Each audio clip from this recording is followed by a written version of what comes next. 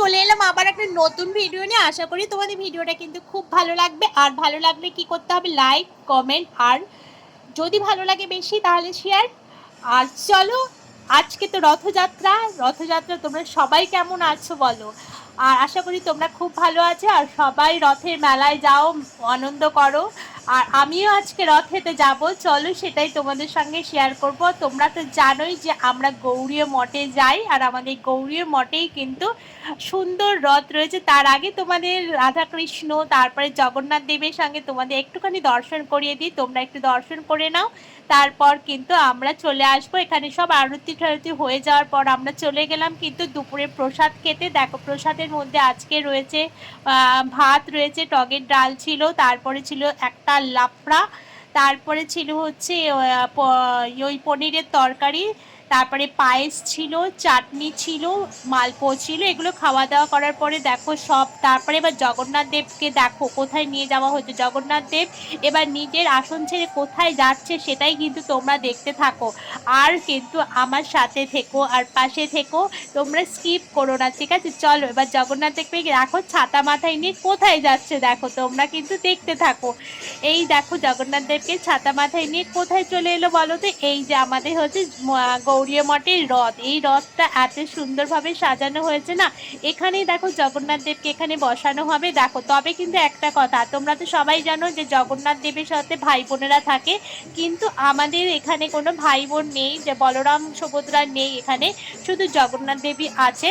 দেখো কত সুন্দর আজকে জগন্নাথ দেবকে সাজিয়েছে, কি সুন্দর একটা পোশাক পরেছে না।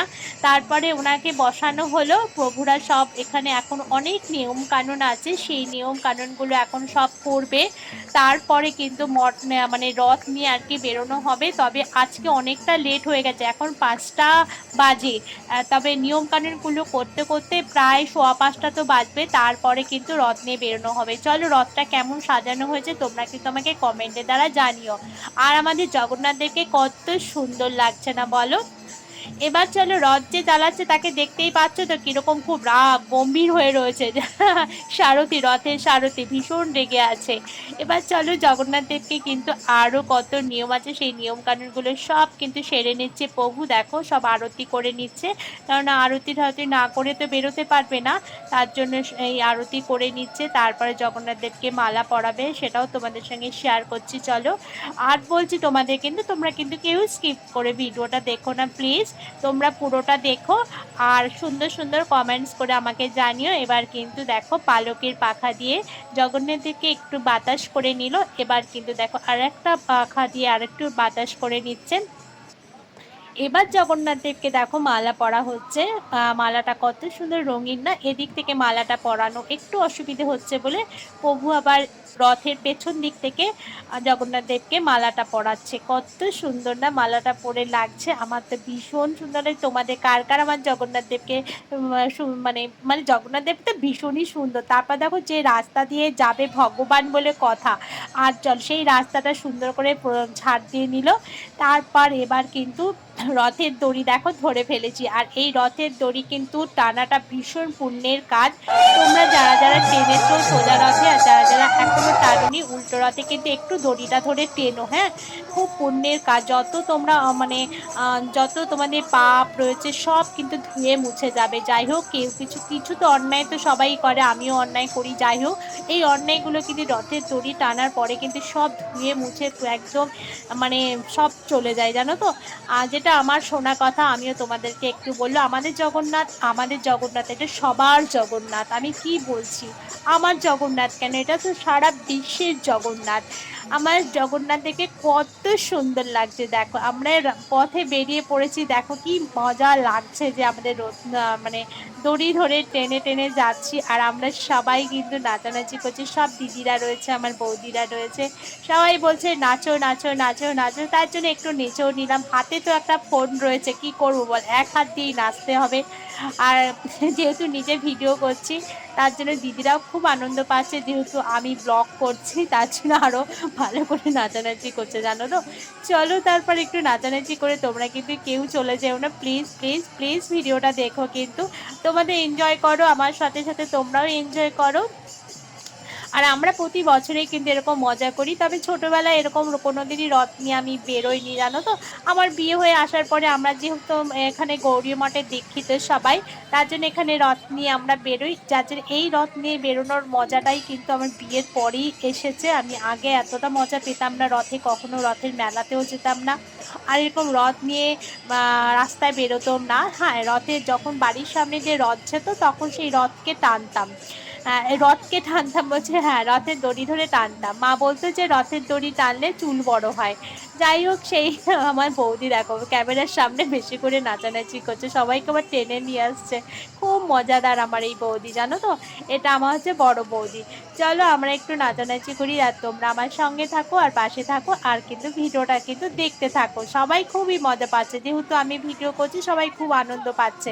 আর চলো এবার আমরা একটু নাচানাচি করি আর তোমরা আমার সঙ্গে থাকো। আর এত এত কথা বলছি, এত এত কথা বলছি, তোমরা ভাবছো মেয়েটা বড্ড বেশি বক বক করছে। আর বৌদি ভীষণ নাচানাচি করছে, তারপর রাজাকে বলছে, রাজা তুমিও নাচো। রাজাও দেখে একটু নাচ শুরু করে দিল, আর তার সঙ্গে আমি একটু নাচ শুরু করে দিয়েছি।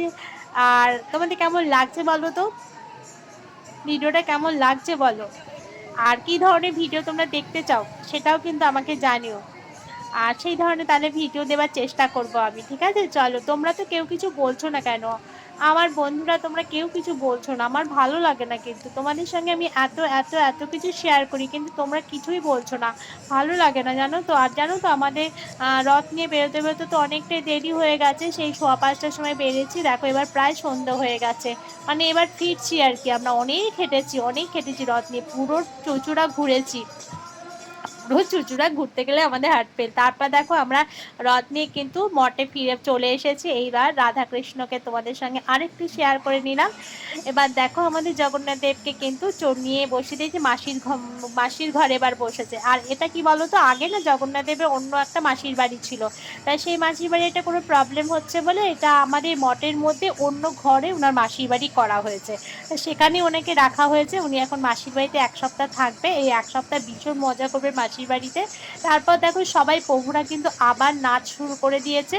তা আমরা সেখান থেকে নাচ টাচ দেখার পর আরতি আর দেখিনি, ওখান থেকে বেরিয়ে গিয়েছি। আমার বান্ধবীটাকে তোমরা তো সবাই দেখেছো, যেটা আমার ভিডিওতে থাকে, ওদের বাড়িতে আজকে জগন্নাথ দেবের পুজো হয়েছে, তা সেখানে ও বলেছিল যাবার জন্য, তা চলে এলাম ওদের বাড়িতে। ওকে ফোন করলাম, ও বললো চলে এসো। আমি ঠিক আছে চলো যাই, দুজনে মিলে ওদের বাড়িতে আজকে ফার্স্ট টাইম গেলাম। কি সুন্দর না সাজিয়েছে দেখো। তারপর দেখো আমাদের কত সুন্দরভাবে চা পেশেন্ট করেছে, কি ভালো লাগছে। চা নয়, সরি কফি দিয়েছে রে। ওকে তো বললে বা শুনলে, ভিডিওটা যদি দেখে, চা দিয়েছে বলেছি তাহলে তো আমাকে দেবে ছাড়। তারপরে কুকিজ দিয়েছে, কফি দিয়েছে, তা কফি আর কুকিজ খেয়ে নিলাম। খুব সুন্দর কফিটা বানিয়েছে। এবার দেখো কতটা সুন্দর, আমার বরই বলে দেবে দেখো, এক্ষুনি এক্ষুনি বলবো, ওই দেখো দেখেছো। তারপর তো এদিকে খেয়ে নিলাম। তারপর ও তো মানে বলছে এবার খাওয়া দাওয়া করে যাও, কেননা ও মানে পুজো করেছে যেহেতু, অনেক কিছু আইটেমও করেছে পুজোতে।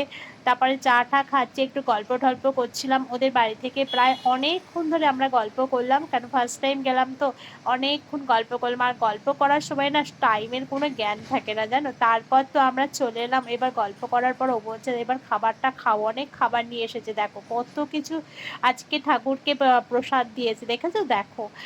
এখানে হচ্ছে রাইস করেছে, আলুর দম করেছে, পটল সর্ষে পটল করেছে, পনির করেছে, তারপর ওটা হচ্ছে ফুলকপি করেছে, চাটনি করেছে, পায়েস করেছে, তারপরে করেছে মালপো। অত কিছু খাইনি, এতটা দিয়েছে জানো তো, এতটা খেতে পারিনি। শেষ পর্যন্ত ওকে বলেছি, ও আবার দেখো বদমাশি করে, আমি বললাম দাও একটু প্রেজেন্ট করো ভালো করে, তোমাকে একটু দেখিয়ে দিই।